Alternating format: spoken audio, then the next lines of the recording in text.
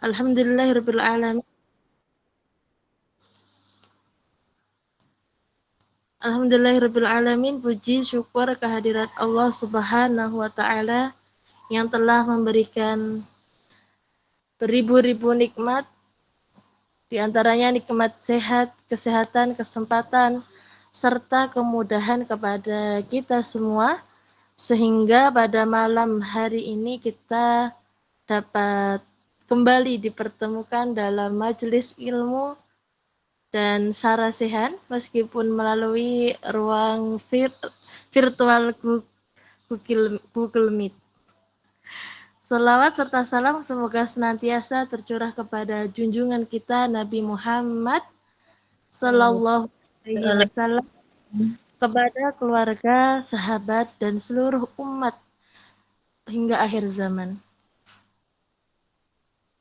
Ya, alhamdulillah meskipun kita tidak berada di tempat yang sama, semoga jarak dan ruang tidak mengurangi keberkahan bermajelis dan sarasehan kita pada kesempatan kali ini.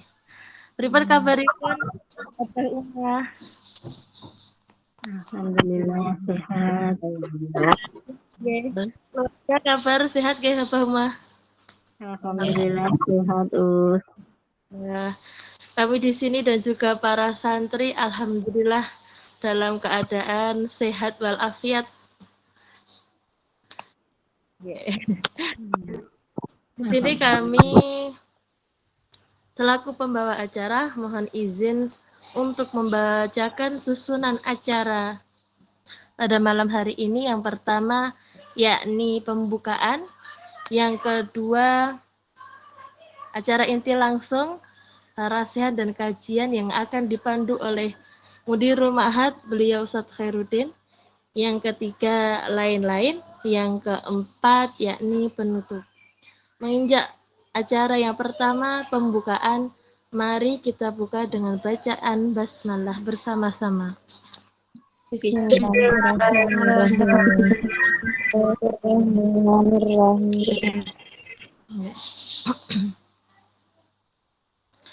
Alhamdulillah, semoga dengan membaca basmalah ini acara pada malam hari ini berjalan dengan lancar dan selalu diberi keberkahan dan rahmat oleh Allah.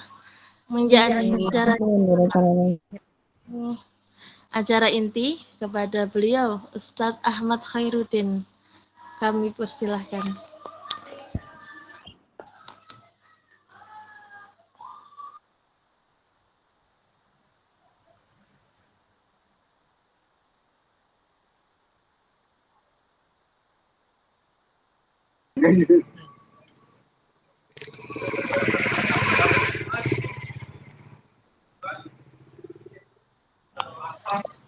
Kabar Ustadz?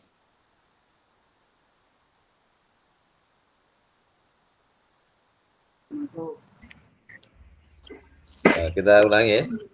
Bismillah, Assalamualaikum warahmatullahi wabarakatuh. Waalaikumsalam warahmatullahi wabarakatuh. Innalhamdulillah wassalatu wassalamu ala nabiyyina wa maulana Muhammad sallallahu alaihi wasallam. Alhamdulillah. Pripun kabare Abah Umah? Sehat semua nih? Alhamdulillah.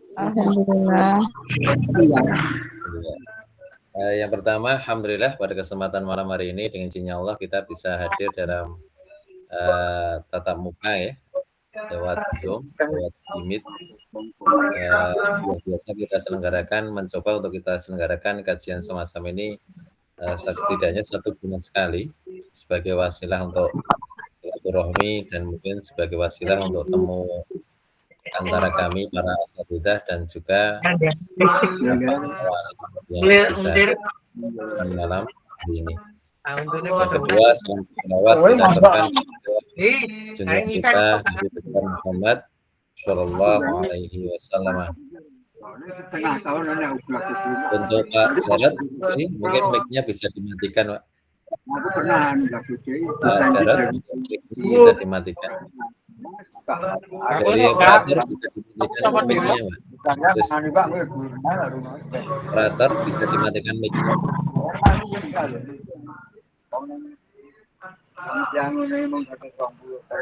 Terus Salma, bisa dimatikan mic-nya Pak Jarod.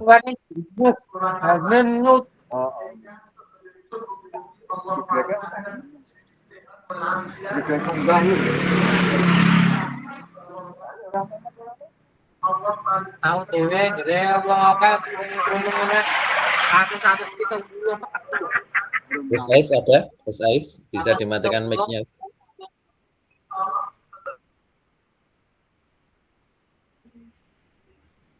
Iya, gitu ya. Karena saingan mic-nya. Ini kita nembe jagung nopo-nopo ya nih, Pak. Umat sekalian, insya Allah kan. Oh, ngajian. Alhamdulillah pada kesempatan hari ini kita bisa hadir untuk sama-sama bermajelis di tempat yang insya Allah muliakan ini. Yang kedua, salam dan sholawat kita aturkan kepada junjungan kita Nabi besar Muhammad Shallallahu Alaihi Wasallam. Umat sekalian, sambil menunggu yang lainnya, mudah-mudahan bisa masuk semua ya. Kita berharap yang hadir pada kesempatan setiap kita adakan temu Zoom ini bisa maksimal, sehingga banyak informasi yang bisa kita dapatkan dan juga bisa menjadi wasilah bagi kita semuanya untuk sama-sama, satu sisi kita juga mentarbiyah putra-putri kita, tapi satu sisi adalah kita juga perlu mengkondisikan ruhiyah kita, karena sebuah keluarga itu tidak timpang satu sisi, anaknya baik, orang tuanya kurang tertarbiyah, atau sebaliknya, orang tuanya terdidik dengan baik, tertarbiyah dengan baik, tetapi mungkin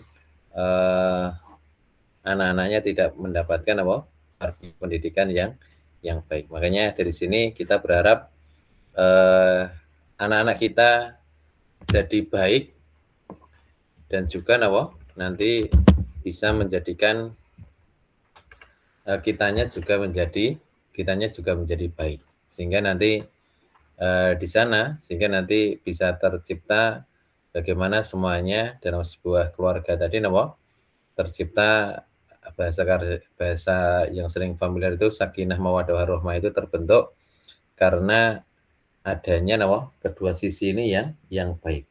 Artinya semangat thalabul ilmi seorang orang tua itu juga menjadi pondasi semangat thalabul ilmi para anak-anak kita. Ya, jadi kalau anak-anak kita ini kita harapkan mereka semangat thalabul ilmi, itu harus ditunjukkan dari orang tuanya terlebih dahulu. Nanti kalau orang tuanya semangat, insya Allah anak itu tanpa digerakkan pun juga semangat untuk menuntut ilmu. Begitu juga sebaliknya, ketika orang tua itu tidak semangat dalam hal ilmu, nanti kita takutnya anak-anak kita itu pun juga menjadi anak-anak yang tidak semangat dalam hal ilmu. Makanya antara satu dengan yang lainnya, antara kedua orang tua dan juga anaknya, ini harus ada sinkronisasi dalam hal semangat berilmu. Umahat yang insya Allah muliakan, ya, dan para abak sekalian yang insya Allah muliakan. Pada kesempatan hari ini biasa kita mengkaji sedikit tentang sebuah materi, ya, tentang sebuah materi yaitu tarbiyatul abna, tentang metodologi dalam kita mentarbiyah anak-anak kita. Meskipun setiap kita bukan seorang yang ahli dalam tarbiyah, tetapi setiap kita berusaha untuk menjadi orang yang terbaik dalam memberikan tarbiyah kepada putra-putri kita. Ya. Semangat kita hari ini untuk berilmu, semangat kita hari ini untuk mendidik anak-anak kita, itu adalah menjadi barometer sekian tahun ke depan bagaimana kondisi keluarga kita dan juga anak-anak dan juga anak-anak kita. Para umahat dan para wali santri yang insya Allah muliakan, ada sebuah ayat menarik dalam surat Al-Ahqaf ayat 17 dan 18. Ya. Ini dalam kitab ini dinyatakan wa qala ibnu al-aq alladzi dzakarallahu subhanahu fi kitabihi, dan disebutkan tentang karakter seorang anak yang durhaka.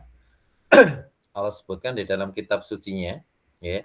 Wa qad azaghahullahu wa huwa yaqulu liwalidayhi Dan ini Allah telah menyebutkan tentang karakter anak yang durhaka itu kepada kedua orang tuanya. Di sini dinyatakan uffil lakuma, ya.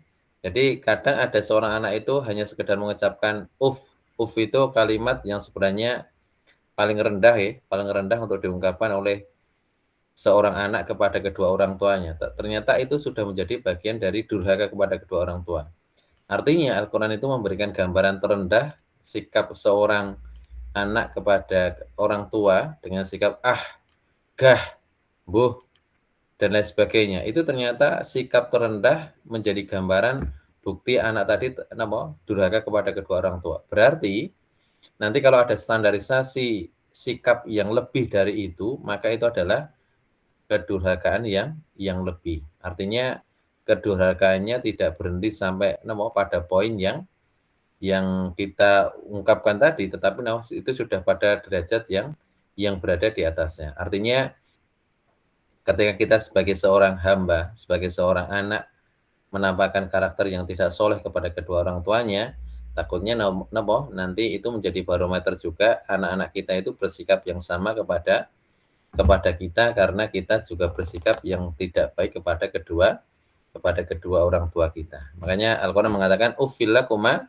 ataitan ini an ukhroja waqad khalatil qurunu min qabli.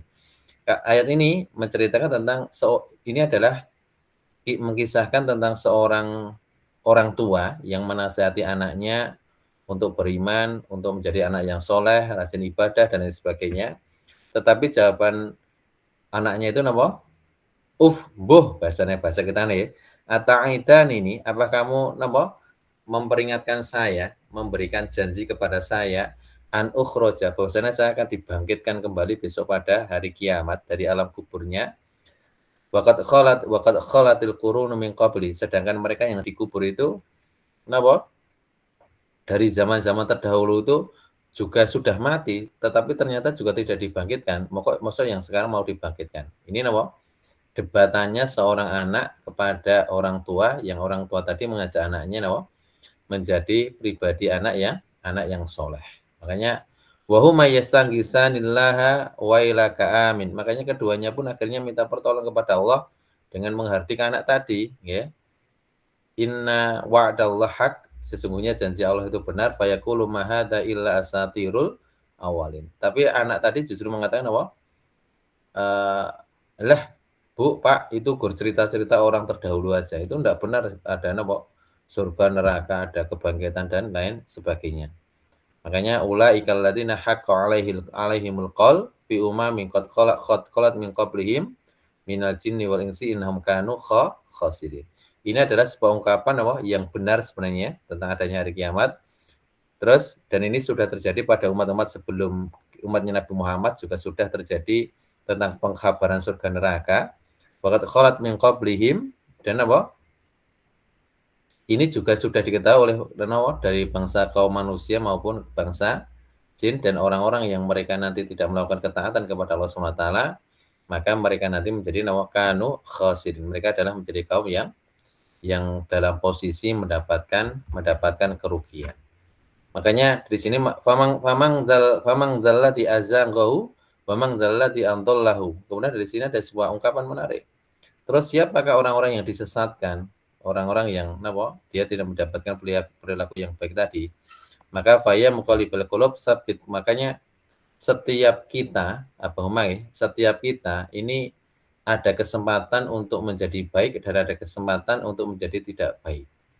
Artinya lingkungan kita ini juga pengaruh besar kepada kita. Kenapa kok dalam kisah ayat ini orang tuanya menasihati anaknya tidak mau beriman?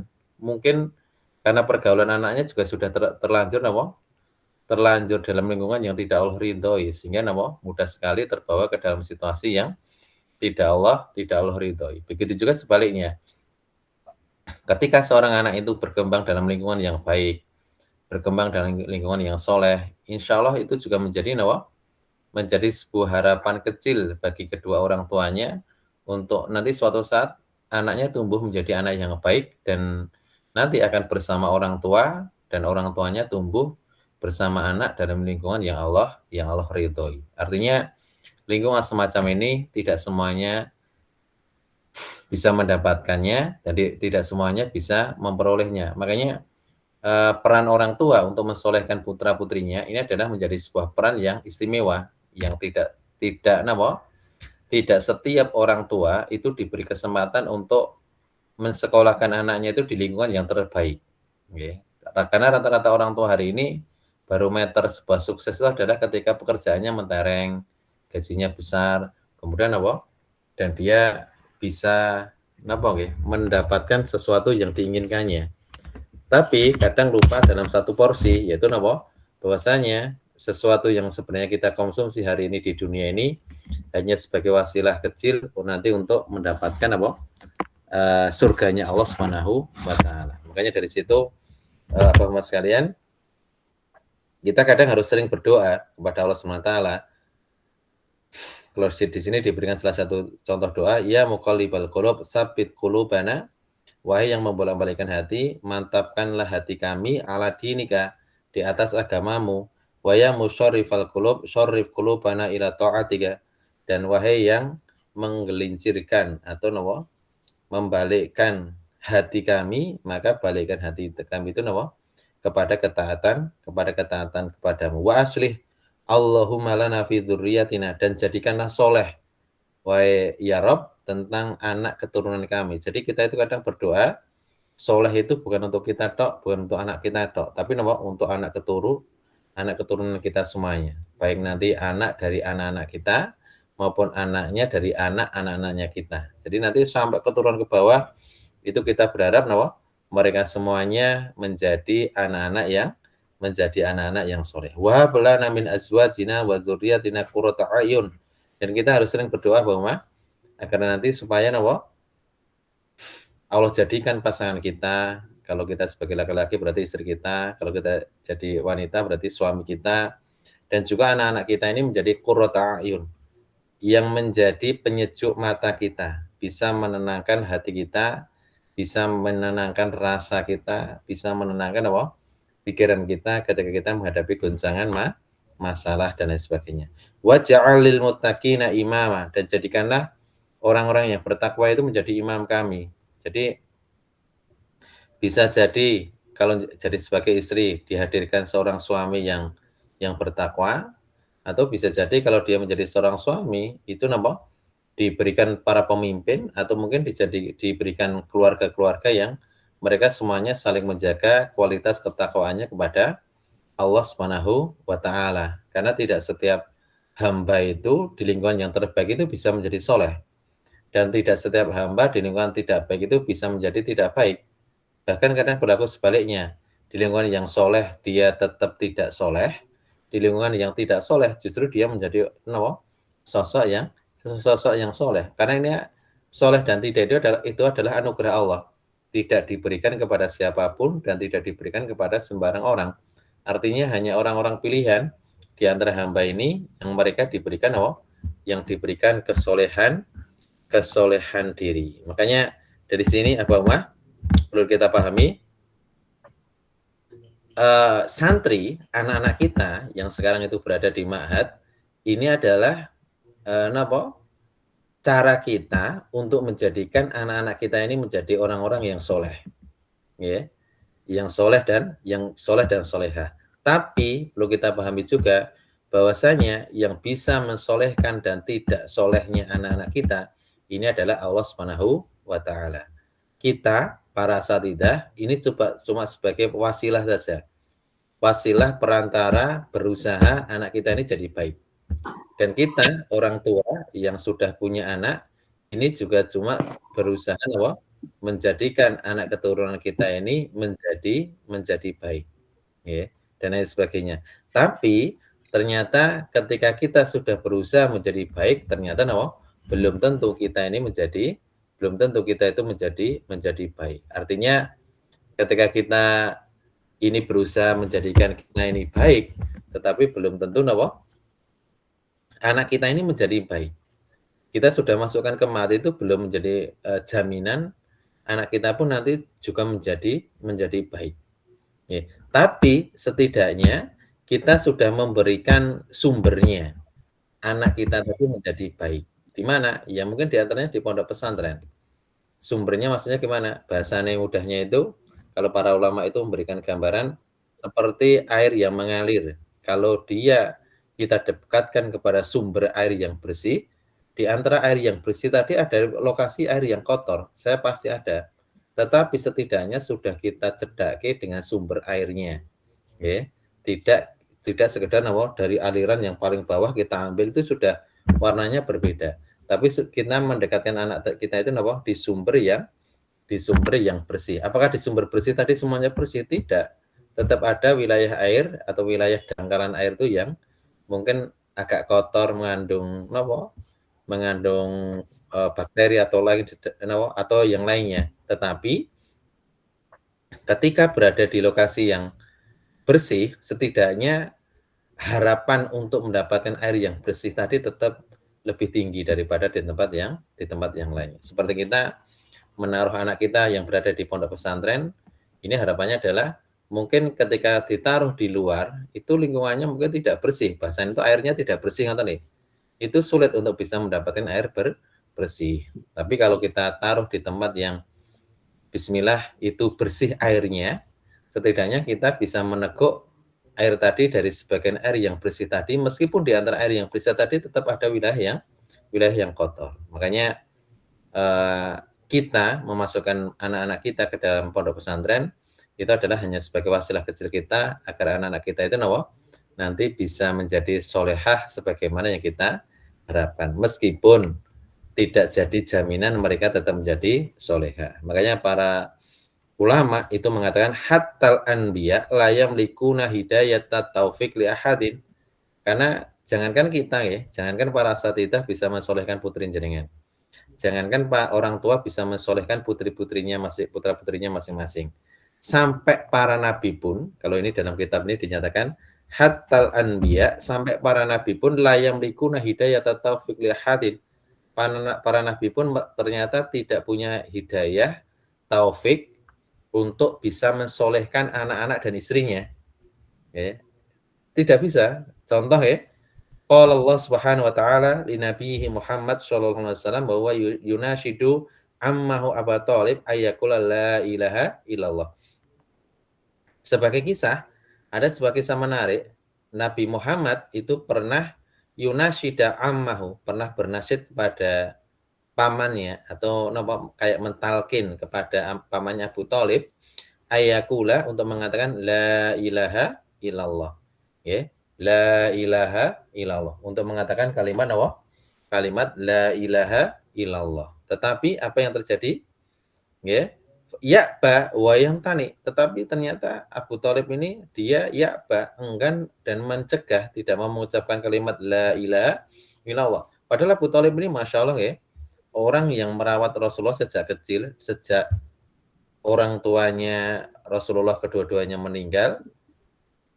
Ketika itu dirawat oleh Halimah Sa'diyah, kemudian setelah itu dirawat oleh mbahnya Abdul Muthalib, kemudian meninggal. Itu yang merawat adalah pamannya Abu Thalib, dirawat sejak kecil.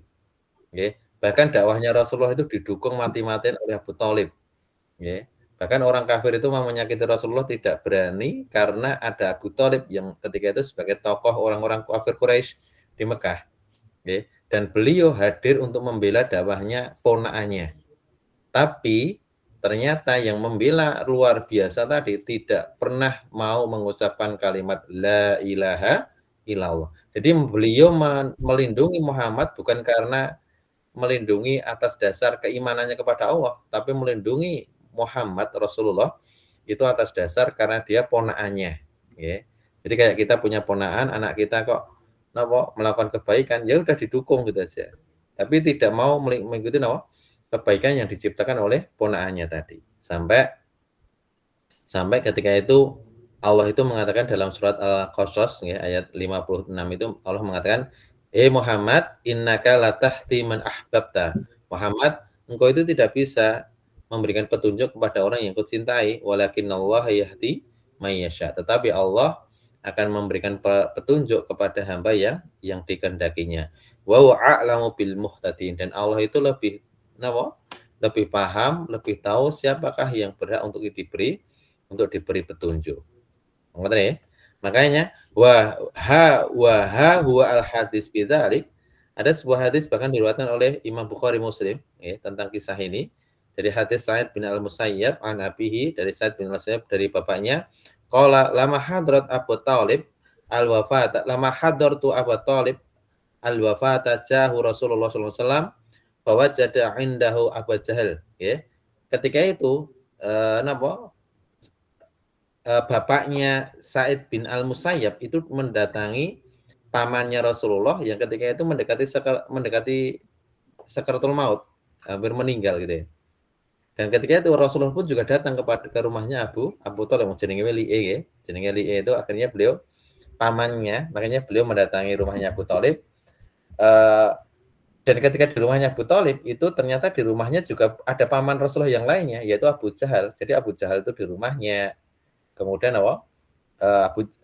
Abu Thalib sendiri juga ada, dan juga paman-paman yang lainnya itu ada semuanya. Terus Abdullah bin Abi Umayyah bin Al-Mughirah, ada juga Abdullah bin Abi Umayyah bin Al-Mughirah ya. Faqala Rasulullah SAW, ketika itu Rasulullah menasihati menasihati pamannya ini yang jenenge yang ngerawat sejak kecil ya, dinasihati, "Le ya ammi wahile anu le, masyaallah kalau bahasa kita le ya. Paman, wahai paman, kul la ilaha illallah, menghentikan ngomong kalimat la ilaha illallah, kalimatan ta'asyhadu laka bima indallah, sebuah ungkapan yang saya bersaksi dengan kalimat yang keungkapan wahai le, ketika besok saya berada di hadapan Allah Subhanahu wa taala." Makanya faqala Abu Jahlin wa Abdullah bin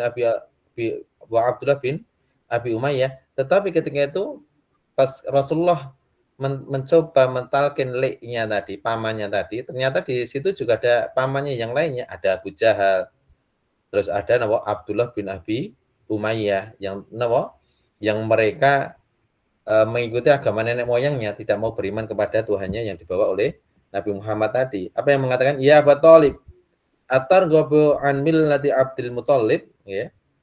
Kemudian ketika itu leknya ini Abu Jahal ini leknya saja.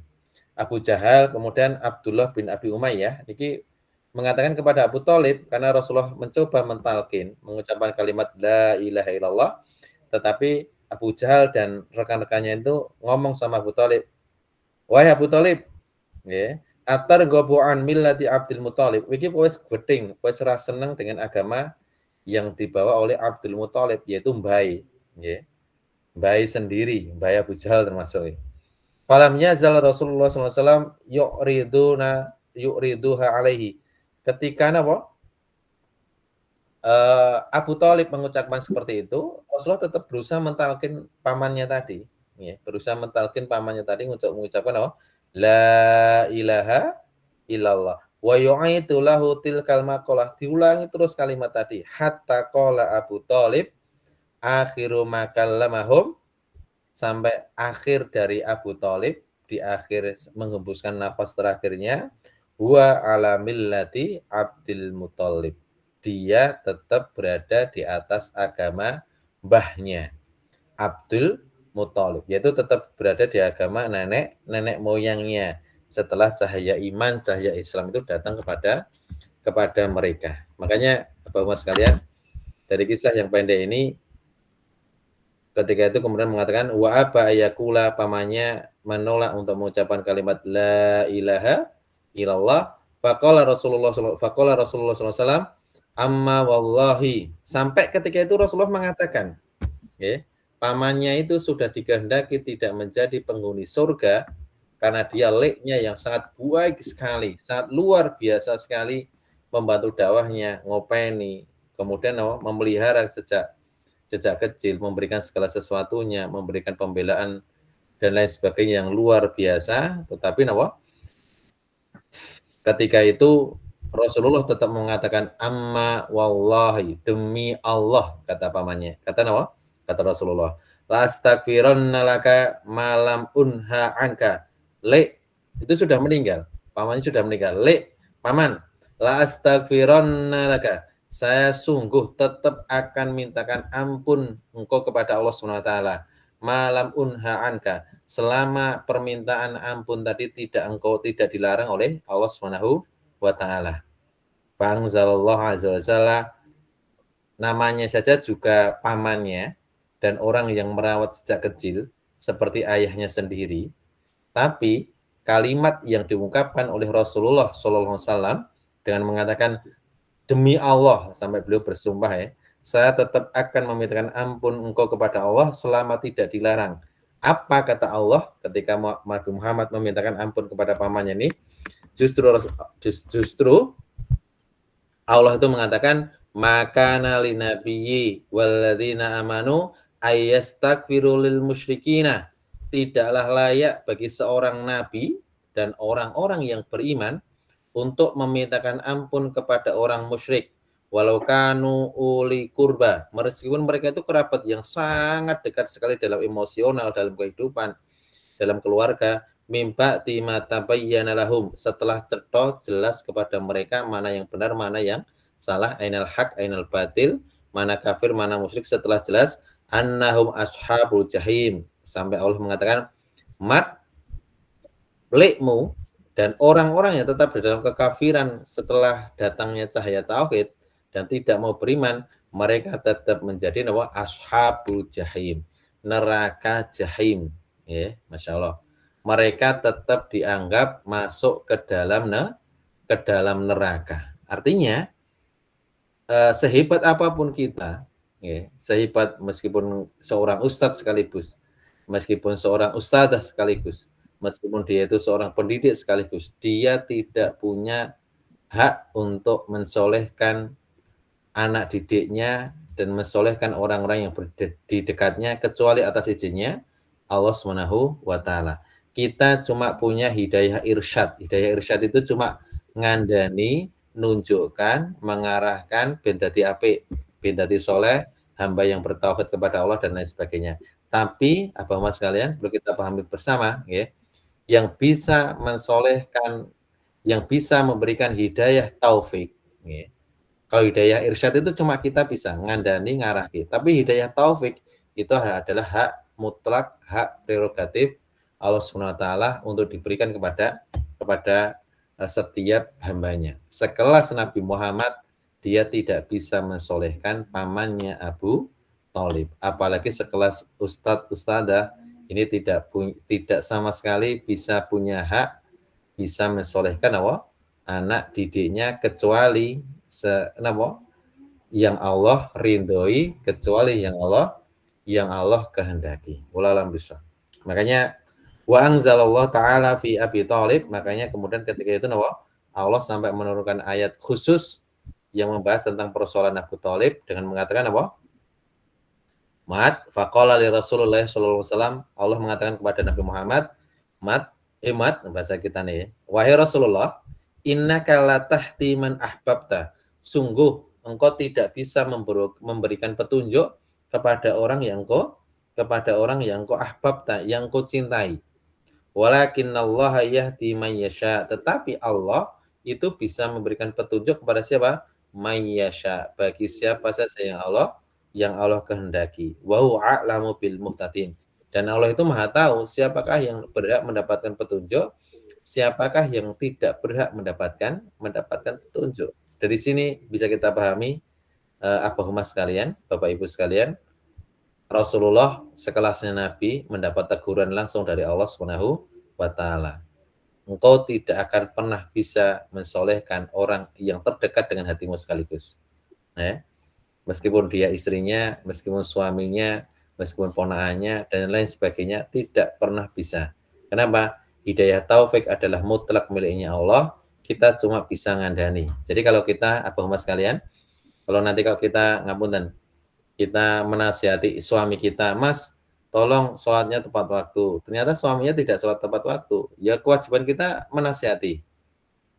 Hidayah irsyad. Selebihnya dia nanti jadi baik atau tidak itu adalah kehendaknya Allah Subhanahu wa taala. Tapi kebaikan yang kita lakukan untuk mengarahkan dia jadi baik itu insya Allah sudah tercatat sebagai sebuah kebaikan pahala. Ya, makanya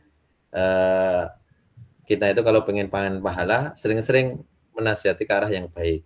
Ada ngapunten, kalau kita sebagai asatidzah ada santri kok kurang sesuai dengan norma etika dan lain sebagainya, kita nasihati bareng-bareng.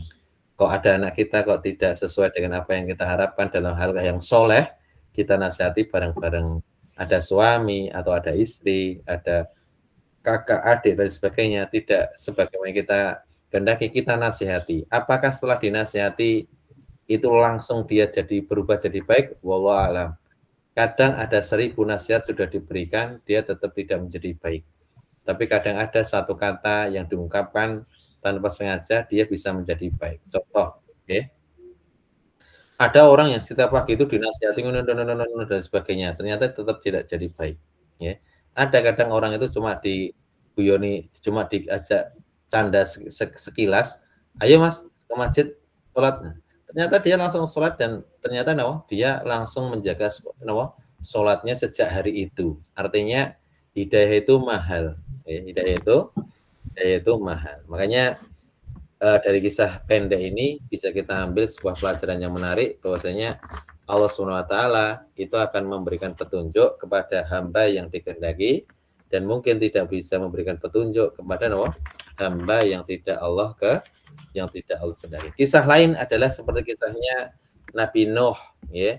Ha huwa nabiyullah Nuh alaihi salatu wassalam yuliku ala waladi wa yaqulu lahu. Nabi Nuh ketika sudah berada di atas kapal itu pernah memanggil anaknya yang tidak mau beriman kepada Allah. Memanggil apa? Ya bunayya, le. Irkab mana? Ayo naik sama kami ke atas kapal. Wala takun mal kafirin, dan jangan kamu itu menjadi bagian dari orang-orang yang kafir. Walakin Allah Subhanahu wa taala ma'arada lihadal walad al-hidayah. Tetapi anak ini sama sekali tidak tertarik dengan hidayah yang ditawarkan oleh ayahnya. Padahal ayahnya seorang nabi. Kenapa kok tidak tertarik? Karena ketika itu tidak ada hujan dan berada di daratan, pakai kapal gede, itu kayak hoyo ora mungkin enek banjir kan nih. Jadi anaknya itu justru mengatakan qala sa'awi ila jabalin, Pak, tenang baik.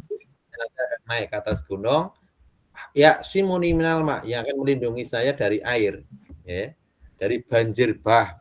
Faqalallahu abu, sampai Nabi Nuh ketika itu mengatakan kepada putranya, qala la asimal yaumin amrillah.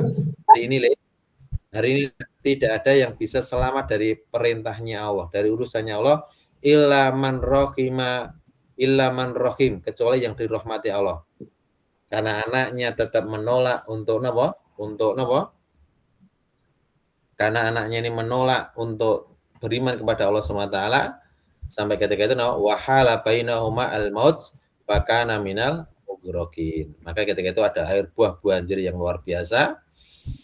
Kemudian anaknya tadi termasuk orang yang meninggal. Dan ketika itu apa yang dilakukan oleh Nabi Nuh kepada anaknya setelah meninggal? Wahina idin ta'khudhu Nuhan alaihissalam asyafaqah fayaqulu munadiyan rabbahu. Ketika itu rindu yang sangat berat, rasa sayang yang luar biasa, rasa cinta yang luar biasa kepada anaknya itu luar biasa. Meskipun anaknya meninggal dalam kekafiran, tetapi Nabi Nuh tetap mengatakan, tetap berdoa kepada Allah, Rabb, innabni min ahli. Ya Allah, itu yang meninggal itu anak saya. Ya. Bahasa kita itu kayak kita di sebuah perusahaan butuh karyawan 1 yang daftar 1000. Kemudian kita itu ngomong kepada bos kita itu, bos, itu atas nama si fulan ini dia anak saya. Ya. Nanti bosnya biar paham kalau itu anak saya itu selamat non ya, tertomponen dengan mengesampingkan yang lainnya. Siring ngoten nih. Wa inna, tapi ketika itu Nabi Nuh mengatakan, ya Allah itu anak saya. Wa inna wa'adaka, dan sesungguhnya janjimu hakun al-haqqu wa anta ahkamul hakimin, dan kau maha bijaksana.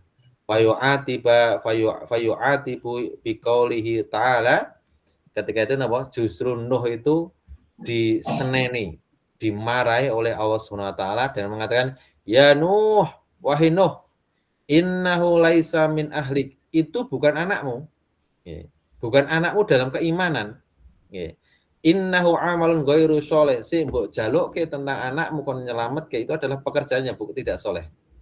Nabi Nuh ditampar luar biasa oleh Allah SWT.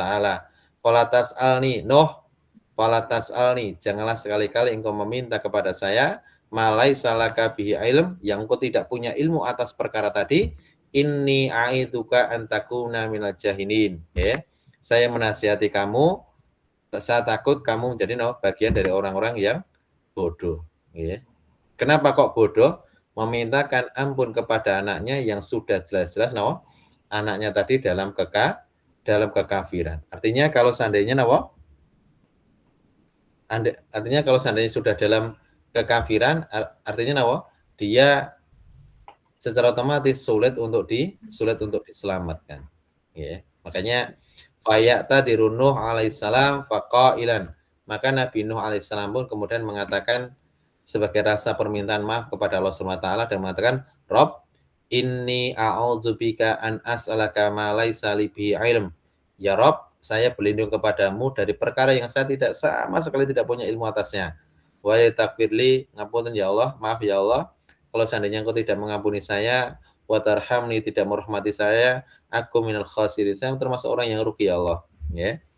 Nah, kisah Nabi Nuh ini memberikan gambaran kepada kita bagaimana orang tua yang luar biasa mendakwai anaknya tidak mau beriman, sampai meninggal pun didoakan biar Allah selamatkan dari nerakanya, tetapi jawaban Allah adalah sebaliknya. Dia tetap dalam posisi kekafiran, tidak diberi ampun, tidak diterima tobatnya, dan pengampunan permohonan ampun yang dimintakan oleh kedua orang tuanya tetap tidak bisa merubah tentang posisi dia berada di dalam nerakanya Allah Subhanahu wa taala.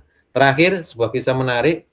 Kisahnya Nabi ketika Nabi Ibrahim itu memintakan ampun kepada bapaknya Azar, nggih, mintakan ampun wa huwa al-Khalil Ibrahim yunashidu abahu wa yaqulu lahu. Nabi Ibrahim itu pernah menasihati bapaknya, nah jenenge bapak ya. Bapak yang tidak mau beriman dinasihati oleh anaknya. Yang namanya anak yang soleh itu tetap dia menasihati anaknya dan menganggap dia sebagai bapaknya. Menasihati apa? Ya abadi, manggilnya pun juga dengan cara yang sangat-sangat halus luar biasa. Ya abadi, bukan ya abi. Abi itu panggilan bapak tapi biasa. Tapi kalau ya abadi itu panggilan sopan halus, ya, yang lebih halus kalau dalam bahasa Arab. Beliau memanggil bapaknya meskipun kafir, pembuat patung yang disembah oleh orang, itu tetap memanggil ya abadi. Lima ta'bud ma la yasma, Pak, Romo, Abi, ayah. Lima ta'bud, kenapa engkau menyembah malayasma, sesuatu yang tidak bisa mendengar, walayubsir, dan juga tidak bisa melihat, walayubni anka syai'an, dan juga tidak bisa memberimu apapun. Ya abadi, Pak, inni qad ja'ani minal ilmi, sudah datang ilmu kepada saya. Malam ya'tika, yang ilmu tadi tidak datang kepadamu. Fattabi'ni, ikuti saya, Pak. Jangan derek kulo, ikut saya, ahtika siratan sawiyan. Saya akan tunjukkan kepada engkau, Pak, jalan yang lurus. Jalan yang selamat. Masya Allah ya. Tapi apa? Kemudian sampai dinasihati lagi. Ya abadi, Pak, latak putih syaitan. Janganlah engkau itu menyembah syaitan. Inna syaitan akan lirrahmani asiyah. Karena syaitan itu kepada Allah bermaksiat. Ya abadi, ini akhafu ayyamasaka azabun minarrahmani. Saya itu sangat takut ya Allah, ya Pak. Kalau seandainya nanti Ar-Rahman Allah itu mengirimkan azab kepadamu, fatakuna li syaitani waliyan, sehingga nanti di neraka itu jadi gerombolannya setan. Fa bimada ajaba hadal ab alal ilhal kil Khalil alaihissalam. Tapi apa jawaban seorang bapak yang tidak mau beriman dengan apa yang disampaikan oleh bapak anak yang soleh ini? Wa yad'uhu wa yunadihi ya abadi. Padahal bapaknya tadi sudah memanggil ya abadi itu berapa kali? Sampai 4 kali. Dalam ayat yang pendek itu sampai 4 kali. Ya abadi, ya abadi, ya abadi, ya abadi. Masya Allah. Panggilan yang sangat halus, sopan sekali, santun sekali seorang anak kepada kedua orang tuanya. Apa jawaban seorang ayah? Imtana anggoyatul imtina. Menolak dengan penolakan yang sangat. Wa aba asyaddal iba, dengan dan enggan dengan keengganan yang sangat. Bal wa haddada waladahu, bahkan bukan cuma sekedar menolak, tapi apa yang dilakukan oleh bapaknya Nabi Ibrahim, haddada waladahu, sampai menghardik anaknya biqauli, dengan mengatakan gini, hei Ibrahim, arongibun anta an alihati, ya Ibrahim, wahai Ibrahim, wiki pop wetinge luar biasa kepada Tuhan saya, wiki pop bencinya luar biasa kepada Tuhan saya, la in lam tantahi, yen wengko rameneng, bahasa Jawane nggih, ngapunten, yen kamu tidak diam, yen kowe engko gur ngomong wae, bahasa Jawane itu ngapunten, yen gur gambleh wae, bahasa ngoten, dan lain sebagainya. Fa in lam tantahi, yen wengko gur ngomong wae, ramandek, bahasa ngoten ya, la arjumannak, bapaknya itu sampai menghardik Nabi Ibrahim gimana? La arjumannak, saya akan merajammu. Apa itu rajam? Dipendam tubuhnya, dilihatkan kepalanya, ditutup kresek atau apa, dilempari sampai meninggal. Itu rajam. Bapaknya Nabi Ibrahim pernah mau merajam anaknya sendiri. Ya. Wahjurni malian. Setelah itu kata bapaknya Nabi Ibrahim, bahasa kasar kita itu pergilah yang lama. Bahasa kita itu minggato kalau Jawa nih ya. Suruh pergi luar dengan penolakan yang sangat luar biasa. Makanya subhanallahi fahaqqan innal hadi huwallah. Makanya dari sini kita bisa memahami annal hadi huwallah. Sesungguhnya yang bisa memberikan petunjuk kepada kita adalah Allah Subhanahu wa taala, ya. Jadi petunjuk itu mahal apa humah, ya. Jenengan sudah menunjukkan putra-putrinya ke pondok, itu tidak setiap orang tua itu diberi hidayah untuk mengarahkan anaknya ke tempat yang kita anggap terbaik, insya Allah, ya. Tidak semua orang tua, ya. Ketika orang yang hari ini persepsi dunia itu luar biasa, tetapi kita punya persepsi untuk anak kita itu yang luar biasa untuk akhiratnya. Apakah nanti rezekinya juga akan baik-baik saja? Insya Allah rezeki itu sudah Allah catat, ya. Tapi apa mas kalian? Kita itu sekarang sedang memberikan pondasi terbaik bagi putra-putri kita. Apa itu? Menguatkan akidahnya. Saya yakin nanti 6-7 tahun ke depan ada di antara anak Abah Huma ini yang sekolah di kedokteran, ada yang sekolah di kesehatan, ada yang sekolah di pendidikan, ada yang sekolah di ilmu teknologi dan lain sebagainya. Insya Allah, ya. Apakah boleh? Boleh, tidak apa-apa, karena umat butuh itu semuanya. Tapi hari ini insya Allah kita berusaha memberikan pondasi terbaik kepada anak kita ini dengan menguatkan akidah, menguatkan pemahaman, menguatkan keislamannya, sehingga mereka menjadi manusia-manusia di suatu saat nanti yang bisa diandalkan keislamannya. Sehingga pas anak kita itu nanti bekerja dimanapun, sekolah di jurusan apapun, kita itu tenang. Anna ufawwitu amri ilallah. Yeah. Kadang kalimat itu kadang saya ungkapkan ketika sendirian. Saya titipkan urusan saya, inni ufawwitu amri wa amri waladi ilallah. Saya titipkan urusan saya dan semua urusan anak-anak saya kepadamu ya Rabb. Ya. Kenapa? Setelah kita sudah berusaha memberikan tarbiyah yang terbaik. Setelah kita berusaha menunjukkan ke arah yang terbaik. Setelah itu kita semua serahkan semua hal urusan tadi kepada Allah Subhanahu wa taala. Berharap anak kita suatu saat menjadi orang-orang hebat, menjadi orang-orang yang berguna, tetapi punya pondasi yang kuat tentang akidah mereka insya Allah. Ngaten ya, Bapak ya. Sedikit tausiah dari kita, mudah-mudahan bisa kita ambil manfaatnya, dan mudah-mudahan anak-anak kita ini sebagaimana yang kita harapkan, jadi soleh dan solehah semuanya insya Allah. Allahumma amin. Amin. Kita berharap keluarga kita pun, saya sering menyampaikan kepada putra-putri jenengan ya, atau putri-putri jenengan ya. Saya sering menyampaikan kalau pas ngajar mereka itu.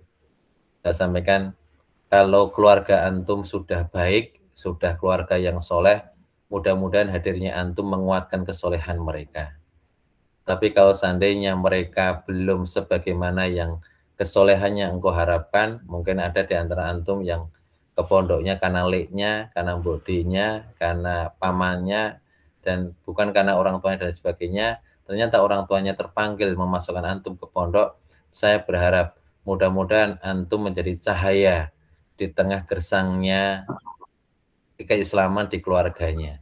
Sehingga nanti anak itu menjadi pioner di keluarganya untuk menjadi pemompa keluarganya tadi menjadi lebih baik dan lebih soleh dan solehah lagi. Itu harapan yang sering kami harapkan.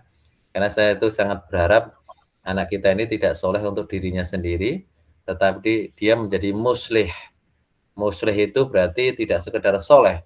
Kalau soleh itu cenderung untuk dirinya sendiri, ya tidak peduli dengan lingkungan, tidak peduli dengan orang lain dan sebagainya. Tapi kalau muslih ini dia mensolehkan diri dan dia juga mensolehkan orang di sekitarnya, bahkan dia bisa mensolehkan banyak orang di luar sana. Artinya dia menjadi soleh dan juga mensolehkan generasi. Wallahu a'lam bishawab. Mungkin itu Abah-Uma sekalian. Mungkin ada yang ditanyakan sebelum saya akhiri terkait materi atau hal lain yang mungkin mau ditanyakan. Tafadhal.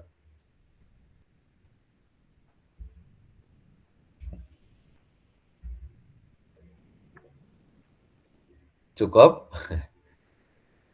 Nanti nitip Abah-Uma, besok insya Allah hari perpulangan putri kita, ya, dari kelas 1 sampai kelas 3. Sebenarnya perpulangan di pekan pertama, tapi karena pekan pertama kemarin anak-anak kelas 1 ini belum sampai 30-an hari, ya, makanya perpulangannya diundur sampai pekan kedua. Sekarang adalah pekan kedua. Insya Allah 40-an hari mungkin ya, mereka pisah 40-an hari. Ya. Saya yakin Abah-Uma setiap menyantap air minum kelingan putrane, mulai moto, biasanya ada orang yang berisik. Nah, di rumah ternyata hari ini tidak ada. Biasanya ada orang yang mencandai api uminya di rumah, sekarang tidak ada. Biasanya ada yang ada yang ngambilkan minum, ada yang menemani makan, ada yang minta uang jajan. Padahal ketika di dekatnya itu, jajan, itu kadang jajan terus, saya kata nih. Tapi ternyata hari ini kita kangen, ada sosok yang meminta uang kepada kita, jajan, itu kangen. Ya. Makanya nanti ketika anak-anak kita pulang, saya nitip Abah-Uma, ya, di rumah dikondisikan dengan baik, kesolehannya dengan baik. Tidak apa-apa sekali diajak jalan-jalan kemana gitu, biar menghilangkan kebosanan anaknya, biar ada nuansa berbeda. Kalau bisa Mandar, pas hari perpulangan itu, terutama kelas 1 ya, pas hari perpulangan itu kalau bisa Abah-Umahnya mendampingi banyak dengan putrinya, sehingga dia merasa hadirnya kedua orang tua tadi memberikan rasa berbeda ketika mereka pulang ke rumah ketemu dengan kedua orang tuanya. Okay. Kalau bisa kerjanya rotok di proyek kese ya enggak masalah, karena kita ketemu dengan anak tercinta nih.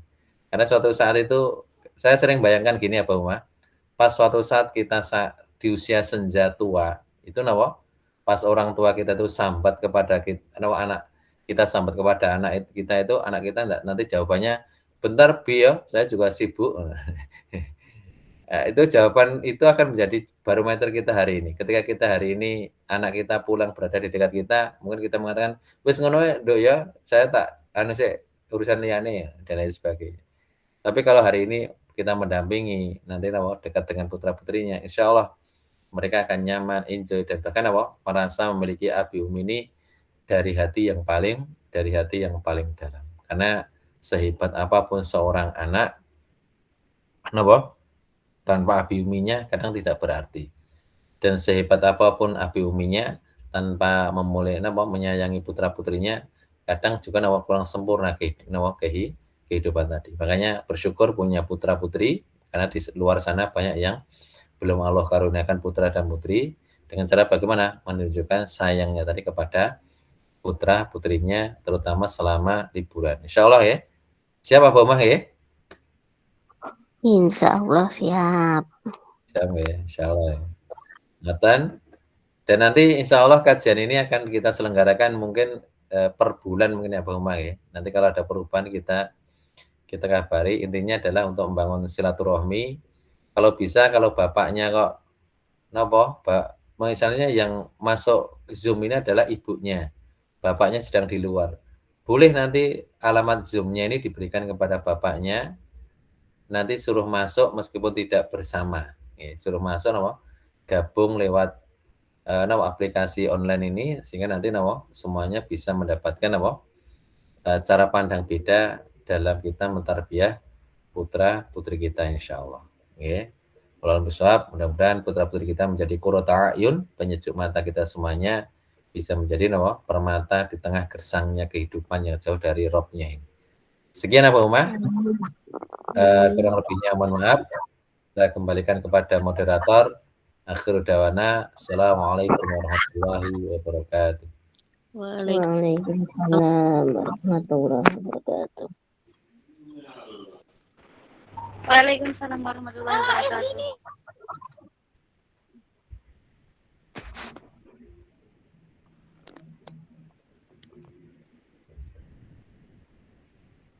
Bisa. Itu kelas 1.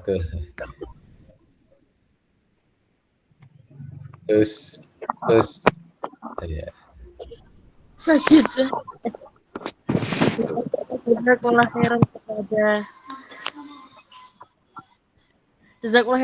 khairan kepada Ustadz Khairuddin atas ilmu dan nasihat yang telah disampaikan.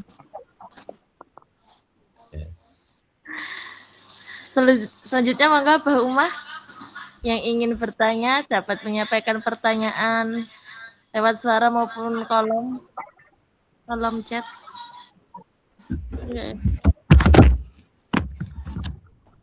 Mangga Mbah Umah jika ada yang ingin bertanya.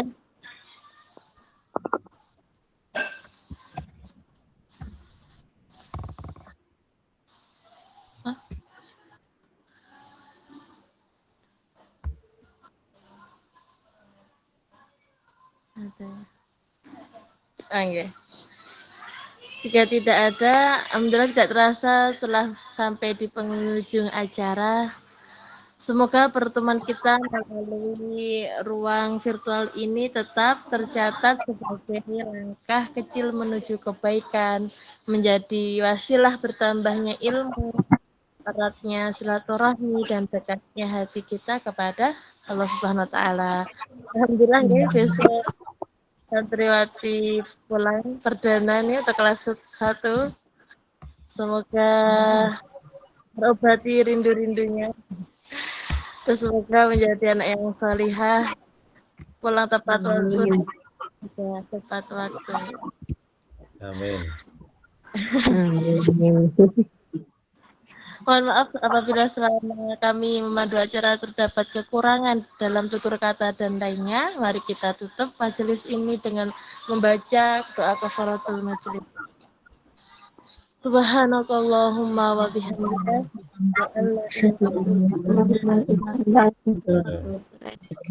khairan kepada para asatidz dan juga seluruh abah ummah yang telah meluangkan waktu untuk hadir dan mengikuti acara ini.